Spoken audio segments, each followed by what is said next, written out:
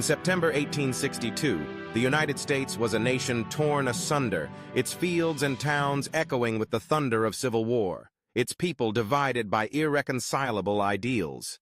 Against this backdrop of uncertainty and bloodshed, the small town of Sharpsburg, Maryland, would become the stage for a pivotal moment in American history, a moment destined to shape not only the outcome of a war, but the very soul of a nation. General Robert E. Lee, at the helm of the Confederate Army, had achieved a string of dazzling victories.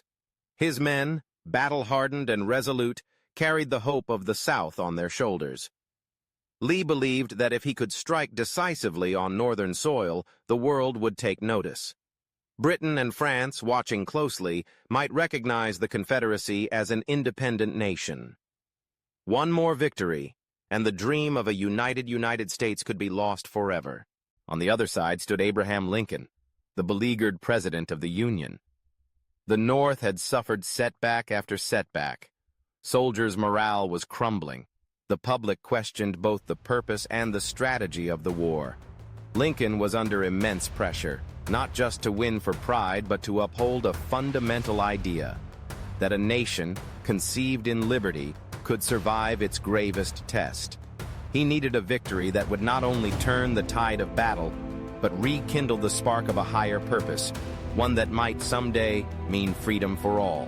On September 17th, the Battle of Antietam erupted.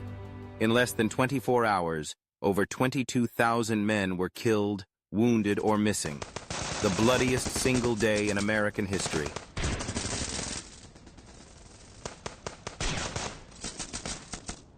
The cornfields became killing grounds, wreathed in smoke and fire.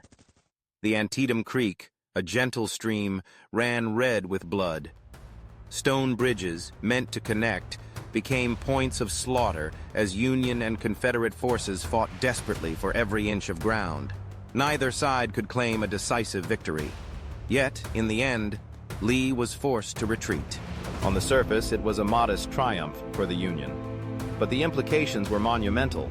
For Lincoln, it was a turning point, a gift of opportunity when hope was in short supply.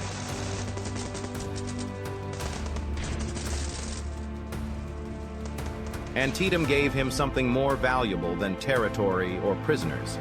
It gave him the political capital to act boldly. For the first time, he stood on ground solid enough to announce a new purpose for the war: emancipation. Just days after the guns fell silent at Antietam, Lincoln issued the preliminary Emancipation Proclamation. The war was no longer solely about preserving the Union. It was about birthing a new era, one in which all people would be born free. The world took notice.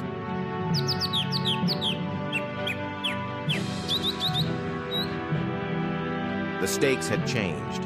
From this moment, the rivers of blood shed on American soil would serve not only to reunite a divided country, but to give rise to a new ideal. Antietam did not end the Civil War. The conflict would rage on, fierce and costly. But Antietam redefined its purpose. It forced both Americans and the world to recognize that the sacrifices being made were not just for the sake of unity, but for the promise of liberty.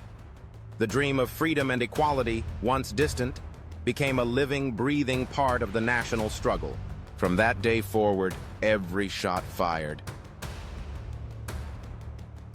every weary march carried with it not just the weight of conflict, but the hope of a brighter future.